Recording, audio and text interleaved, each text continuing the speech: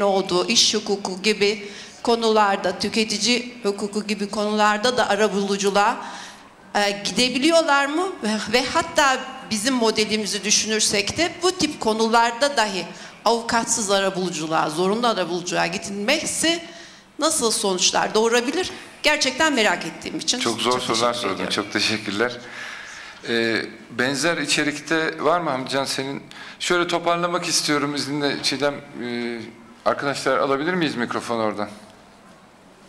Şeyi söyleyeyim Sayın Dekanım, bizim sitemizin duyuru kısmının ikinci kısmında İtalya'daki çalışma ziyaretimiz var. 9 sayfalık bir rapor. Esasında bütün sorularınızın cevabı var. Yine versinler cevap ama 9... Onlarla görüştüğümüz için yani size onu da hatırlatmak isterim. Çok kısa birer ikişer cümle soruları alabildiniz mi? Öyle. A lot of questions actually in one. Well, a lot of member states, European member states, are looking at the Italian model right now. I feel myself like a salesman of the Italian models. I'm going around. I was a few weeks ago in Poland, in Hungary, in Serbia, in Greece. In Greece, for example, in these weeks, are considering to adopt the Italian model. Actually, the EU Troika is pushing them to use our model. So it is coming because we prove with real numbers that this model that is not mandatory. I mean, I have to find a new way, new words, is working.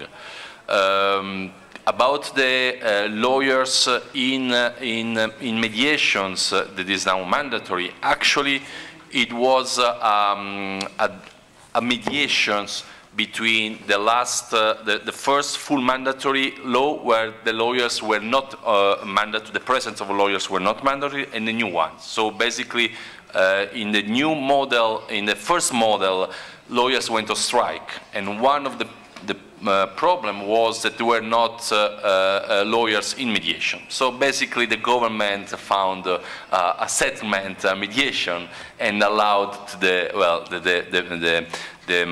presence of lawyers that any case, not in a consumer case, because now there is a new directives, a 2013 ADR directives that do not allow to have mandatory presence of lawyers in consumer case in mediation. On the third questions, the categories, there are few. There are like contract banking, banking, insurance, financials, renting, and real estate, inheritance, and few others, where is mandatory the first meetings. And actually they are not a lot, only 8% of the full civil cases.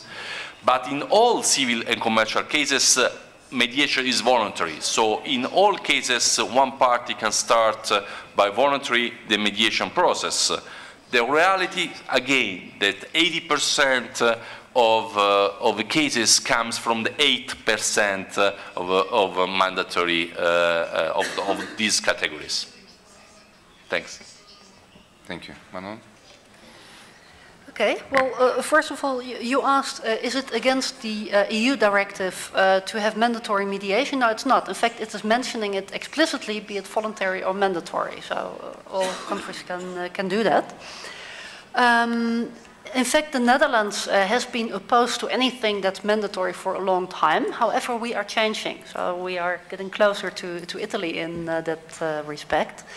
And we currently have legislation under discussion. And in our legislation, the system will be that mediation is going to be an opt-out strategy. It's not mandatory, so everybody who doesn't want to mediate or not even want to sit with a mediator can do that. However, you must come up with proper arguments for that.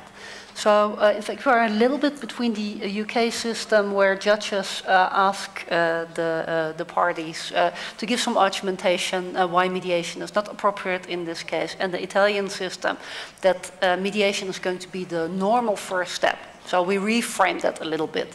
But de facto, it comes very close to mandatory. Because parties and their lawyers need to think about, okay, is this case suitable for mediation or not? So, in fact, going to court is going to become the alternative. So that is the first question. And then you asked, okay, then why don't countries adopt it? Well, the problem is that there's a lot of resistance from the establishment in legal services. So if you would call it mandatory, that's in fact, I think, why Leonardo says I'm going to look for a different name. So that's why we reframed it. The type of case, in fact, in our draft law, we had like a 1.5 page of cases with examples of cases where mediation would probably be the best step to start in any case. We've taken it out of the draft now because there was too much resistance on that. However, our point of view was that every case where there is some kind of ongoing relationship between the parties, which is like 95% of the cases, was suitable for mediation. Okay, go on. Okay. So far as the UK is concerned, mediation information assessment meetings is what they're called in the UK. They apply only to family disputes. And there are no lawyers present normally in family disputes anyway. I don't do family mediation partly for that reason, because I like to have the assistance of lawyers. Although I have done mediations where parties have been in person, they are more difficult that way, particularly if you get to a settlement and you know that the party needs legal advice and they have to get that by telephone. There have been suggestions that these mediation meetings should apply to civil cases. That is not met with any kind of enthusiasm so far. I think that's possibly because we're already further down the field in terms of information being available to the legal profession who are advising their clients. And most people would find it strange that you needed a mediator to advise the lawyers of the existence of a mediation alternative. In family law, that's different because the parties are very often not attending such a meeting with lawyers. And so it's important that they should really understand what options are available to them. But that doesn't apply in the civil sphere. Çok teşekkürler.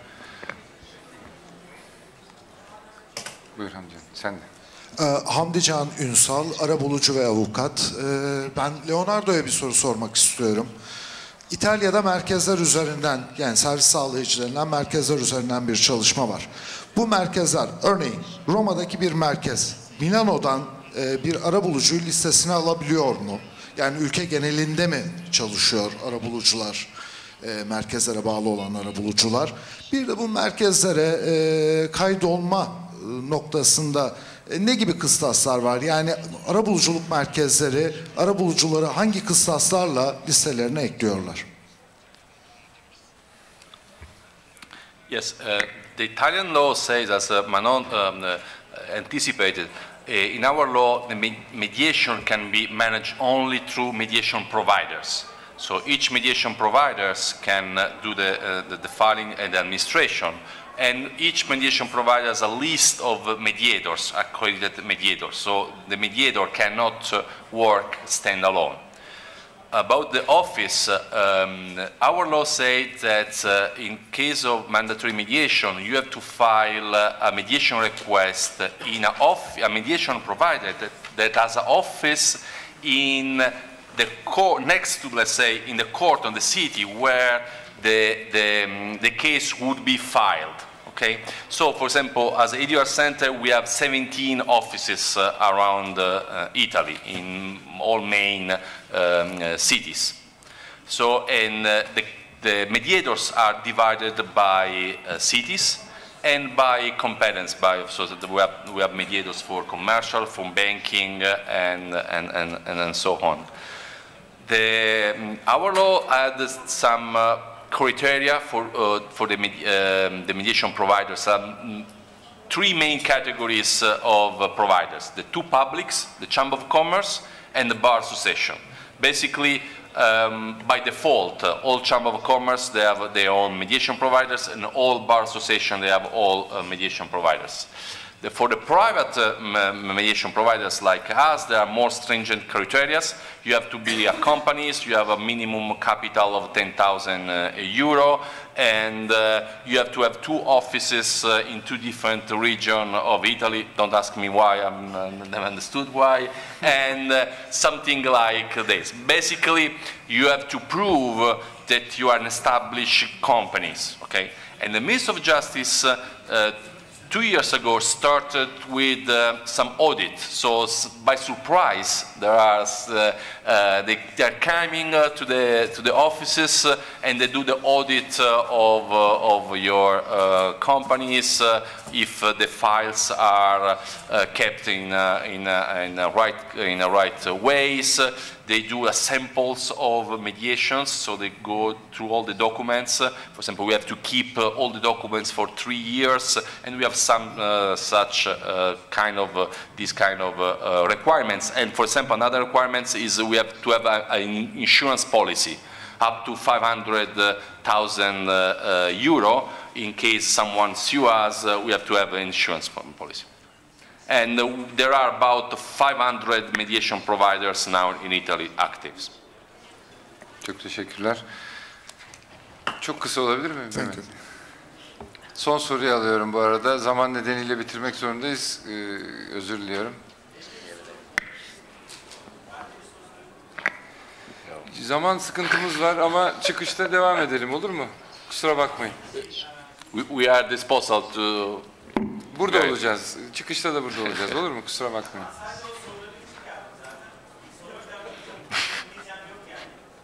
Ben tercüme ederim. Mehmet Gül Arman, lawyer and upcoming arbitrator. My question is for Mr. Colin Manning. In my education, I have seen that in UK, culturally, both parties and courts are generally reluctant to apply the principles of good faith compared to the other parts of Europe, especially in the decisions of the House of Lords, you see that. Maybe this is not a question that can be answered in a few sentences. If so, you can just pass. I wonder if you see any reflection of this fact in the field of arbitration. I don't think I agree that the courts in the UK don't give sufficient attention to principles of good faith in the first place, without going through all the authorities. So far as mediation is concerned, good faith is an essential part of the whole process, and in arbitration. Both particularly because they are confidential, although there's an argument about whether arbitration is truly confidential as opposed to just being private. And that's different as opposed to mediation, which is confidential. If parties act in bad faith in mediations, it's very difficult to get over the confidentiality provisions of the mediation agreement to bring that bad faith to the attention of the courts, because the whole process has been confidential. You have to go further than mere bad faith. It has to get pretty close to dishonesty. And that is a problem, and it's a recurrent problem, and I don't think I know the answer to it, because confidentiality is such an important part of the mediation process. Teşekkürler. Değerli konuklar, bu saate kadar burada sabırla kaldığınız için hepinize çok teşekkür ediyorum. Oturumumuz bir sonraki oturumu da gözeterek burada bitiyor. Diğer soruları dışarıda alabiliriz. Misafirlerimiz burada olacak. Hepinize çok teşekkür ediyorum. Katılımcılara da, konuşmacılarımıza da değerli zamanlarını ayırıp uzun yoldan buraya geldikleri için teşekkür ediyorum. Katılımınız için teşekkür ederiz. Şimdi konuşmacıların plaketlerini takdim etmek üzere Ankara Barosu Başkanı Sayın Hakan Canduran'ı sahneye davet ediyoruz. Seçkin